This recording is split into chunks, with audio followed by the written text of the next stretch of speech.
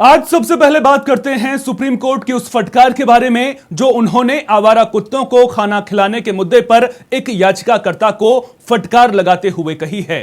सड़कों पर सिर्फ बड़े दिल वालों के लिए जगह नहीं है। साथ ही पूछा कि याचिकाकर्ता कुत्तों को अपने घर पर क्यों नहीं खिलाता।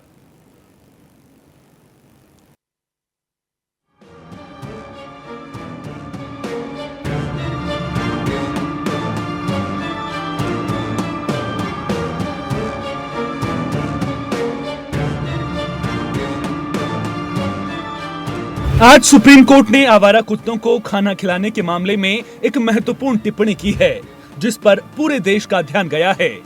आइए जानते हैं क्या है पूरा मामला और सुप्रीम कोर्ट ने क्यों लगाई फटकार। सुप्रीम कोर्ट ने आज आवारा कुत्तों को खाना खिलाने के मामले में सख्त रुख अपनाया है।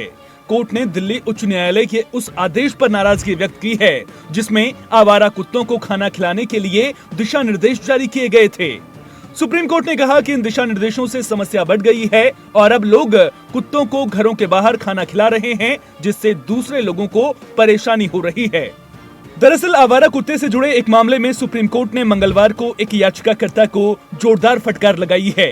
याचिकाकर्ता का कहना था कि उसे नोएडा में आवारा कुत्तों को खाना खिलाने पर परेशान किया जा रहा है।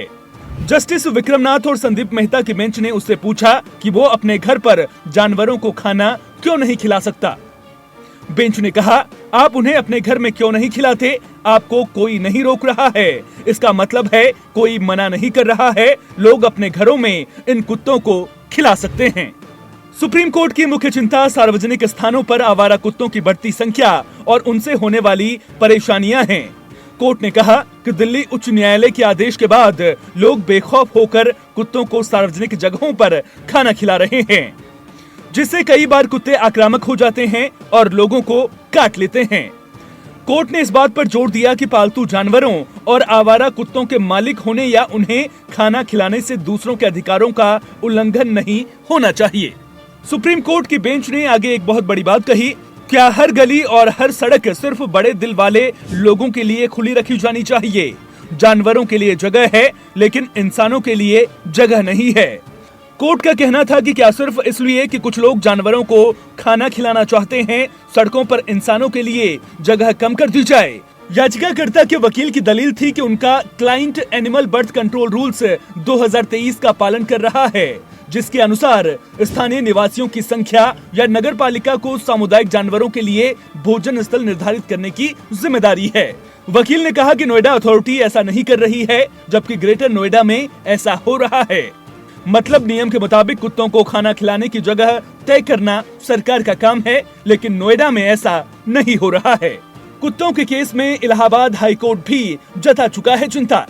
ये याचिका मार्च 2025 के इलाहाबाद हाई कोर्ट के एक आदेश से संबंधित है।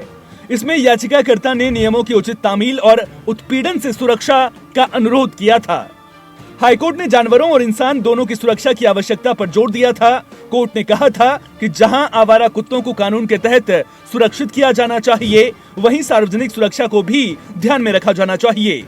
कोर्ट ने कुत्तों द्वारा किए गए हालिया हमलों का हवाला दिया, जिसके कारण गंभीर चोटें आई और यहां तक कि मौतें भी हुईं। ये मामला कोई नया नहीं है। सुप्रीम कोर्ट लंबे वक्त से आवारा कुत्तों से जुड़े मुद्दों पर सुनवाई कर रहा है, जिसमें उनकी नसबंदी, टीकाकरण और लोगों को काटने के मामले शामिल हैं। कोर्ट ने पहले भी कई बार इस बात पर जोर दिया है कि आवारा कुत्तों को खाना खिलाना एक मानवीय कार्य है, लेकिन ये दूसरों के अधिकारों और सुरक्षा की कीमत पर नहीं होना चाहिए। आज की फटकार भी उसी कड़ी का हिस्सा है, जहां कोर्ट ने दिल्ली उच्च न्यायालय के आदेश के प्रभाव पर सवाल उठाया।